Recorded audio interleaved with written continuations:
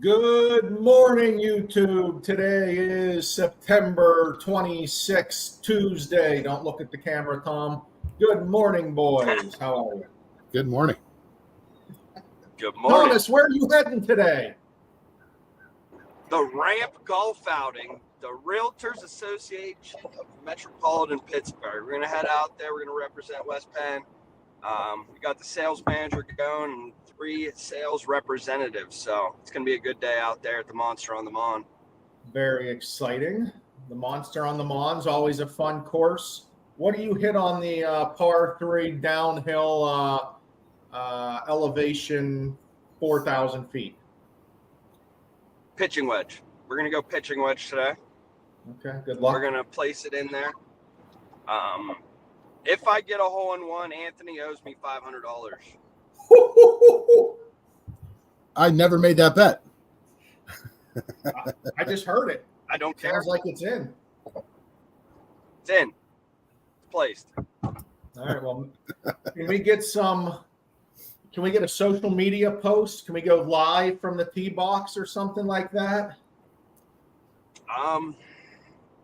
Yeah, we'll see what we could figure out. Maybe a post or two. Look at that marketing mind. Will you be using the West Penn golf balls today? Media. No, Great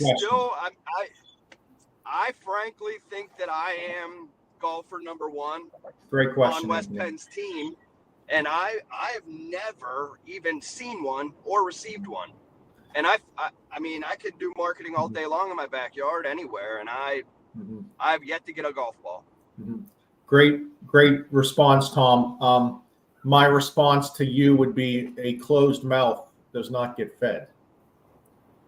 Hey, my personal opinion is Rick has been playing bad this summer and losing a lot, so he's taking him to his club on the weekend. That could be. I do think he's in control of the West Penn golf ball stash. So next time you guys see Rick Schrum, make sure you ask him, hey, where's my sleeve of golf balls? So let's get that going. Yep. No matter where Rick pops his head out, make sure you hit him up for some golf balls. So if you're going to Monster on the Mon today, you're going to see Rick. You'll see that shine. Kind of looks like Anthony, just smaller. Give him a call. Give him a shout out. Say, hey, I want them golf balls. I mean, am I wrong, Anth? You're definitely not wrong. Okay. He's definitely holding them hostage. And if he's not been playing that great, maybe he's hitting them all into the woods and he needs as many balls as he can.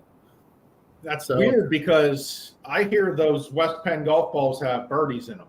So I would definitely be hitting Rick up for those bad boys. Yeah. But guys, I think I'm going to ask him for some today. This might be our first ever AMChatter tunnel experience. I may lose you here. I'll be back. Well, which tunnel? We going through Squirrel Hill? Squirrel Hill. We're going right through the Squirrel Hill right now. Go. What's the traffic situation heading east today? None. We're cruising. I did come down that weird road in Sheridan, by this Carson Street. It kind of angles back to you. Never been down that. I don't know why Waze took me that way, but hey, it worked. I got you. Well, cool.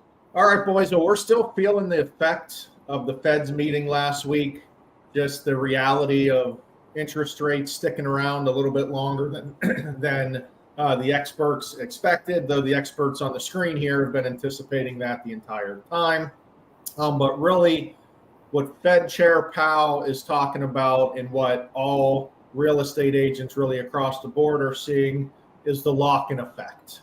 And what the lock-in effect is homeowners locked into extremely low interest rates, 3-4% interest rate in most cases, and they're not wanting to sell because of the 7% or 6% interest rates right now, which is keeping inventory extremely low and which is not allowing enough inventory out there for buyers to buy. Fed Powell, during COVID, the Fed kept rates at zero, literally zero, which kept our interest rates at historic lows as well. That's why we'll probably never see that case again. That's why you'll never see those interest rates again. But the Fed doesn't regret that. He says that that's what needed to be done at that time. It was COVID. We were going through the pandemic. The question is now, did the Fed overreact then? Or are they overreacting now to have such a huge difference in interest rates so quickly that really we've never seen this decision in the housing market beforehand of what do you do if you're a home buyer? You are sitting on that big pile of money, all that equity, but you have to make the decision of now our mortgage payment is going to be higher, or is it going to be higher? Yeah, and you know what? I think that's a great question. I mean, ultimately, yeah, rates were historically low. I mean, yeah, we'll never see the 3, the 2.5, the 3.5, rates probably in my lifetime. So I don't know, but I mean, in that same instance, yes, people were sitting on, the average of 90,000 in liquid equity, in the property that they can utilize towards the new property when it comes to down payment, buying down the interest rate, things of that nature, which is going to lower that monthly payment for them to make it better affordable instead of just thinking just about the rate. If the payment works for you, the payment works for you. Yeah, it'd be great if you kept the loan for the full 30 years, but the average person keeps their mortgage, or that house for an average of 7 to 10 years, is the average. So, unless you plan on never moving in your entire life, then you're going to have to make a move. The good thing is they have the equity to be able to do so. Yeah, I mean, what I really see, there was a Goldilocks zone for about 3 years. It was a fantasy world of home buyers that got a large amount of equity and they got to buy a new home with a crazy low interest rate. That just doesn't happen in the world of real estate. In Pittsburgh, we're not used to seeing home prices continue to go up the way they're going up. So pretty much if you're needing to sell and buy a new home, you can't buy the new home with 5% down. All right. You need to take your equity, that giant amount of equity that most home buyers have, and you got to put the large down payment. I get it. I wish you could do the 5% down and keep the X amount of thousands in the bank, but reality has set in. You're going to have to offset this high interest rate. So you're either going to have to buy that interest rate down, or you're going to have to put a larger down payment. That's how the cookie crumbles. That's how the math works out. But if you do that, your payments aren't going to be changing all that drastically. And you just have to give us a call so we can show us those options with the larger down payment or the buy down of the rates. Yeah. I mean, totally agree. It can work. It's not like, oh my God, it's an impossible market out there. We just adjust from this ridiculously great market we've been in.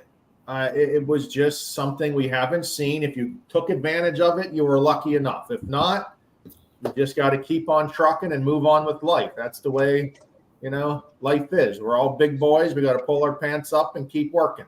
Well, Ryan, that's the token, man. Like, just to add to that, yes, the rates were 3.5%, but people were also paying 30, 40, 50,000 more for the property than it was actually listed at because of multiple offers. So, when rates do come down again, they might not be the 3, 4s or 5s, but when they come down, I mean, they're even saying if rates come down just by 1%, it's going to open up the market for up to 5 million new home buyers coming in, which is going to create that multiple offer again. So you got to take it with a grain of salt. Yes, you can get a 5.5% interest rate at that time if rates come down, but you also might be paying 20,000 more for the property.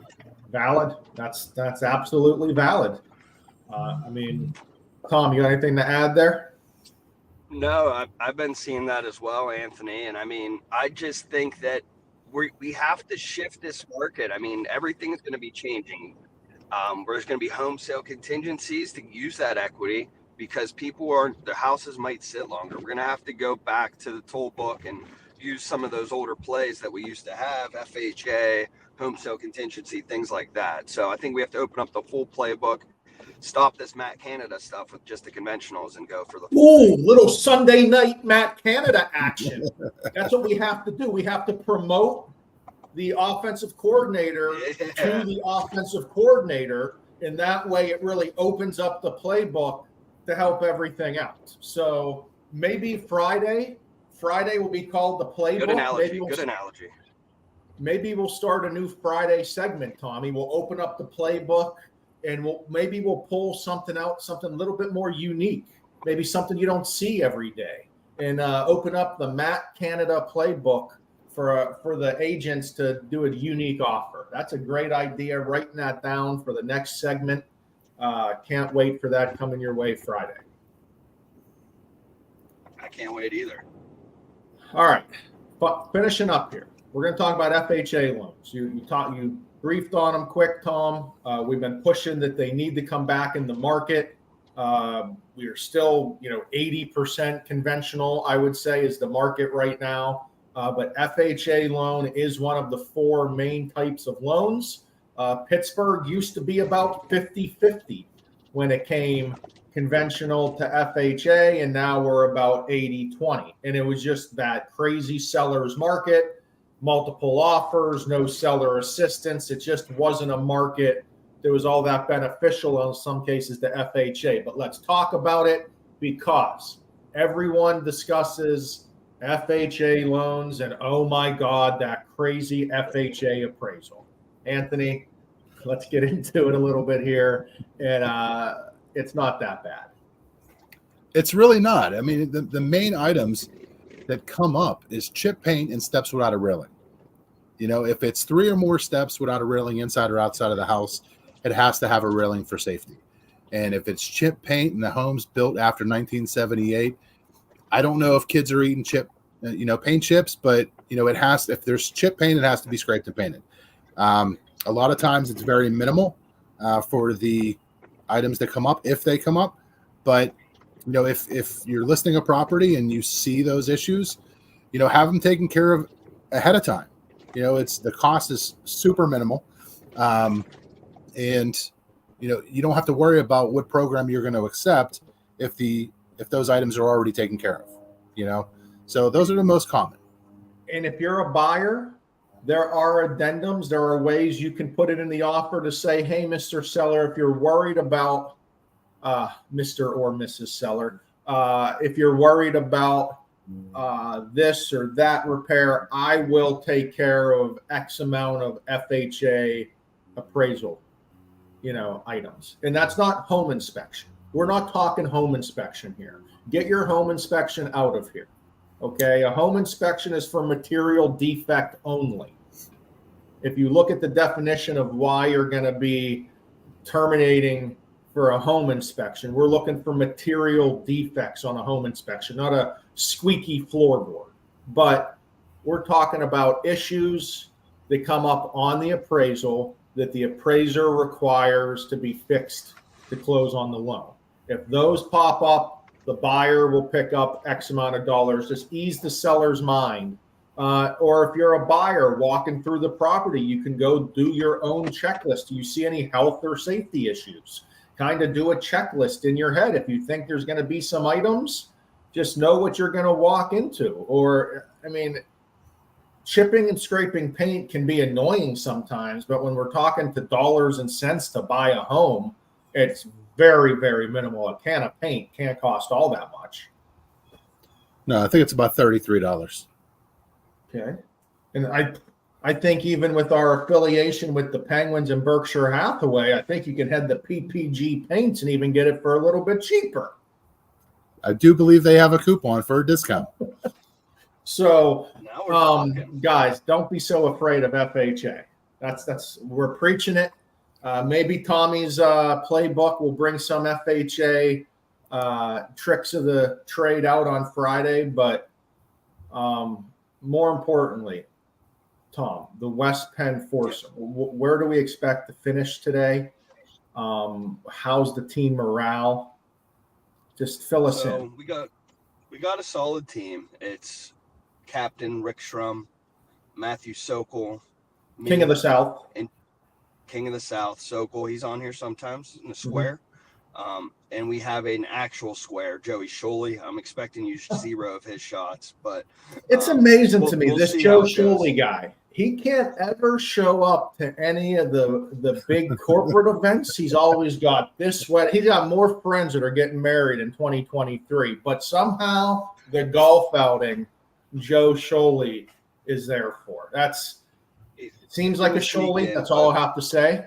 But you let him know that the host is on to his games. I will let him know. Anything less than a first place today, I don't know why I showed up. So I'm going to come out guns a-blazing. My service is already crappy, so I might have to put my phone down for a few hours. Fetterman cut the lines, I guess, out here in Braddock. So we'll see what has to happen. But I'm thinking right around 14 birdies. So I'll tune in Friday and let you guys know. Beautiful. Playbook Friday, recap of I want the trophy on the stream Friday. Okay. Got you. And some post of West Penn golf balls going in the hole on the par 3. Got you. All right, fellas. Great day. Great talk. See you boys later. See you guys.